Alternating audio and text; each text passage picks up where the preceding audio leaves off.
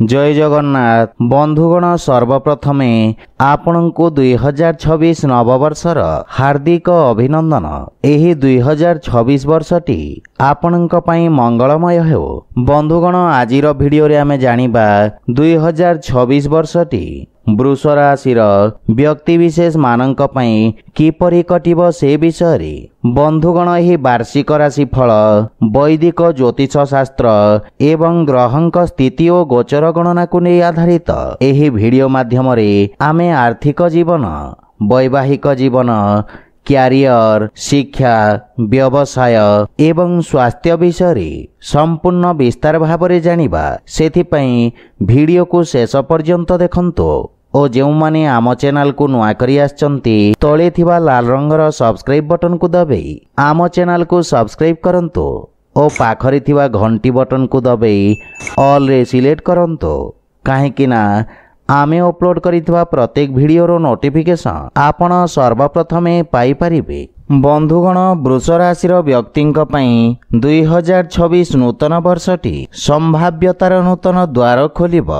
वर्षर प्रारंभ रे राशि स्वामी शुक्रंक प्रभाव एवं राहु केतुंक प्रभाव आपणक क्यारियर रे पड़िब एवं शनिंक एकादश भाव रे उपस्थिति आपणको आर्थिक समृद्धिर नुआ अवसर प्रदान करिब। वर्षर प्रारंभ रे द्वितीय भाव रे बृहस्पतिंक प्रभाव कारणरू परिवार रे नुआ सदस्यंक आगमन हेबा सहित सुख समृद्धि रे वृद्धि घटिब। क्यारियर और व्यवसाय दृष्टिरू 2026 वर्षटी आपणक पई विशेष महत्वपूर्ण रहिब। एही वर्ष आपणक कार्यकुशलता एवं कौशल रे परिवर्तन आसिब।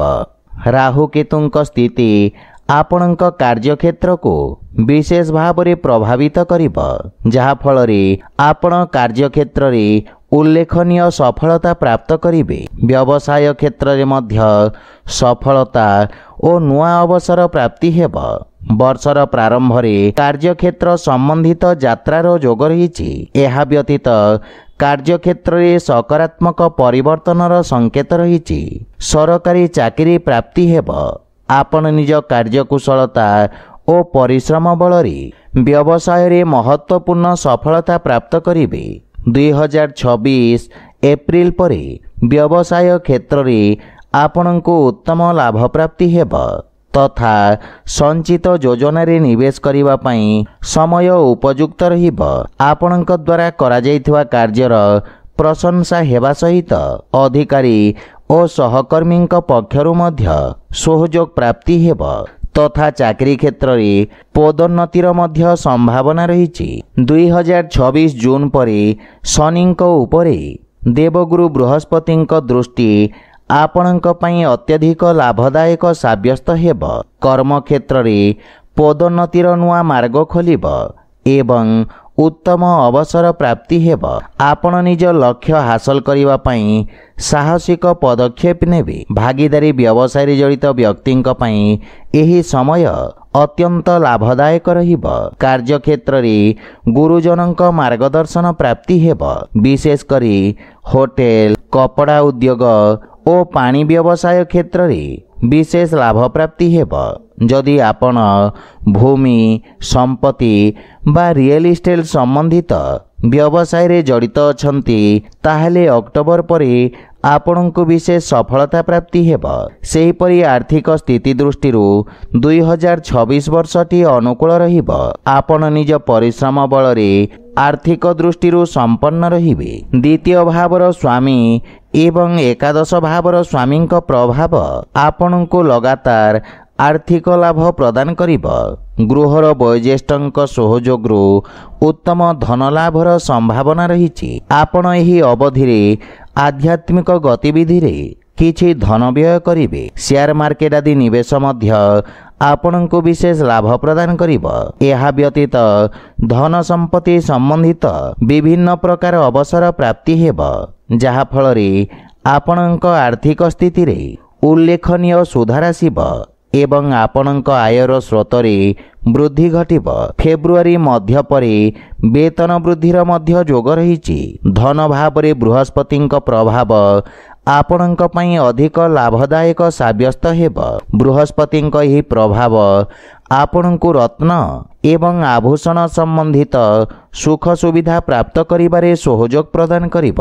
ପରିବାର ପାଇଁ ଜରୁରୀ ସୁଖ ସୁବିଧା ପ୍ରାପ୍ତ କରିବାରେ ଆପଣ ସଫଳ ହେବେ ତଥା ରୂପା ସୁନା ବା କୌଣସି ପ୍ରକାର ରତ୍ନ କ୍ରୟ କରିବା ପାଇଁ ଏହି ସମୟ ଅତ୍ୟନ୍ତ ଶୁଭ ରହିଛି।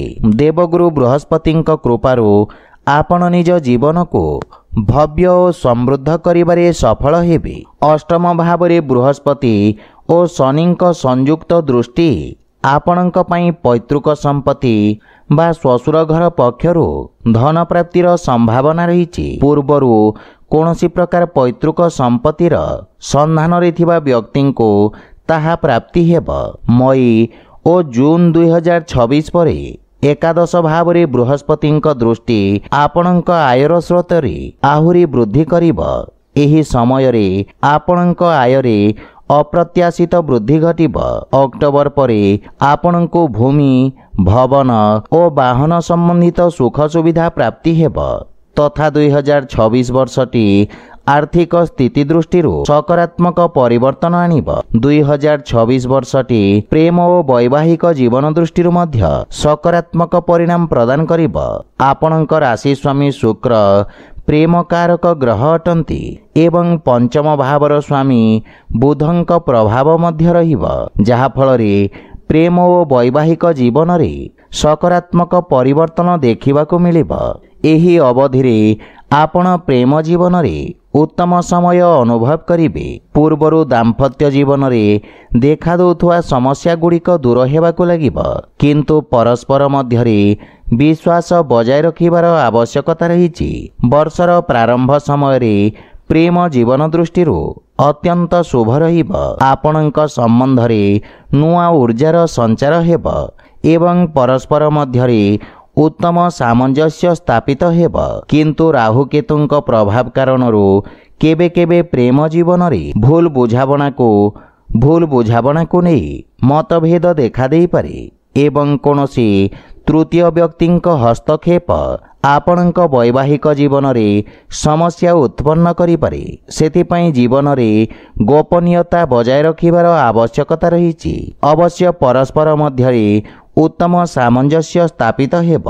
ବର୍ଷର ଦ୍ୱିତୀୟ ଭାଗରେ ଦେବଗୁରୁ ବୃହସ୍ପତିଙ୍କ ପ୍ରଭାବ ଓ ଶନିଦେବଙ୍କ ସ୍ଥିତି ଅଷ୍ଟମ ଭାବକୁ ପ୍ରଭାବିତ କରିବ, ଯାହାଫଳରେ କିଛି ଅପ୍ରତ୍ୟାଶିତ ସମସ୍ୟା ଆପଣଙ୍କୁ ବ୍ୟଥିତ କରିବ। ସେଥିପାଇଁ ପରସ୍ପର ମଧ୍ୟରେ ସାମଞ୍ଜସ୍ୟ ବଜାୟ ରଖି ସମାଧାନ ଖୋଜିବାର ଆବଶ୍ୟକତା ରହିଛି। ପ୍ରେମ ପାଇଁ ବର୍ଷର ଶେଷ ଭାଗ ଉତ୍ତମ ଅନୁକୂଳ ରହିବ ତଥା ବର୍ଷର ଶେଷ ଭାଗରେ ବିବାହ ସମ୍ବନ୍ଧିତ ସୁଖଦ ସମାଚାର ପ୍ରାପ୍ତି ହେବ। ସେହିପରି ସ୍ୱାସ୍ଥ୍ୟ ଦୃଷ୍ଟିରୁ 2026 ବର୍ଷଟି ମଧ୍ୟମ ଧରଣର ଫଳ ପ୍ରଦାନ କରିବ। ଏହି ବର୍ଷ ଆପଣଙ୍କୁ ଶାରୀରିକ ଓ ମାନସିକ ସ୍ୱାସ୍ଥ୍ୟ କ୍ଷେତ୍ରରେ ସୁଧାର ଦେଖିବାକୁ ମିଳିବ। ଆପଣଙ୍କ ଜୀବନଶୈଳୀରେ ମଧ୍ୟ ପରିବର୍ତ୍ତନ ଦେଖିବାକୁ ମିଳିବ। ବର୍ଷର ପ୍ରାରମ୍ଭ ସମୟରେ ଆପଣ ସୁସ୍ଥ ଓ ଉର୍ଜାବାନ ଅନୁଭବ କରିବେ। ଦେବଗୁରୁ ବୃହସ୍ପତିଙ୍କର ଶୁଭ ପ୍ରଭାବ ଆପଣଙ୍କ ସ୍ୱାସ୍ଥ୍ୟାବସ୍ଥା ପାଇଁ ଲାଭଦାୟକ ସାବ୍ୟସ୍ତ ହେବ ଏବଂ ଆପଣଙ୍କ ରୋଗ ପ୍ରତିରୋଧକ କ୍ଷମତା ବୃଦ୍ଧି ପାଇବ। କେତୁଙ୍କ ପ୍ରଭାବ ଚତୁର୍ଥ ଭାବରେ ଥିବାରୁ ଛାତି ସମ୍ବନ୍ଧିତ ରୋଗ, ବାତ ଓ ପିତ୍ତ ସମ୍ବନ୍ଧିତ ରୋଗ ଆପଣଙ୍କୁ ଅଧିକ ପ୍ରଭାବିତ କରିବ। ସେଥିପାଇଁ ସ୍ୱାସ୍ଥ୍ୟାବସ୍ଥାର ବିଷୟ ଧ୍ୟାନ ରଖନ୍ତୁ ଏବଂ ସ୍ୱାସ୍ଥ୍ୟ ନିୟମର ପୂର୍ଣ୍ଣ ପାଳନ କରନ୍ତୁ। ଆପଣଙ୍କ ପାଇଁ ପ୍ରତିକାର ହେଲା ଆପଣ ପ୍ରତ୍ୟେକ ସୋମବାର ଦିନ ଭଗବାନ ଶିବଙ୍କ ପୂଜାର୍ଚ୍ଚନା କରି ଶିବଲିଙ୍ଗରେ ଜଳ ଅର୍ପଣ କରିବା ସହିତ ଓಂ ନମଃ ଶିବାୟ ମନ୍ତ୍ରର ଜପ କରନ୍ତୁ ଏବଂ ଶୁକ୍ରବାର ଦିନ ଧଳା ବସ୍ତ୍ର ପରିଧାନ କରି ଶୁକ୍ର ଗ୍ରହଙ୍କ ବୀଜ ମନ୍ତ୍ର ଜପ କରନ୍ତୁ, ଶୁଭ ଫଳ ପାଇବେ। ତ ବନ୍ଧୁଗଣ, ଏହା ଥିଲା 2026 ବର୍ଷର ବୃଷ ରାଶିର ବାର୍ଷିକ ରାଶିଫଳ ବିଷୟରେ। ଯଦି ଭିଡ଼ିଓଟି ଆପଣମାନଙ୍କୁ ଭଲ ଲାଗିଥାଏ ଲାଇକ୍, ସେୟାର ଓ କମେଣ୍ଟ କରି ଜଣାନ୍ତୁ ଏବଂ ଆମ ଚ୍ୟାନେଲକୁ ସବସ୍କ୍ରାଇବ୍ କରନ୍ତୁ। ଜୟ ଜଗନ୍ନାଥ।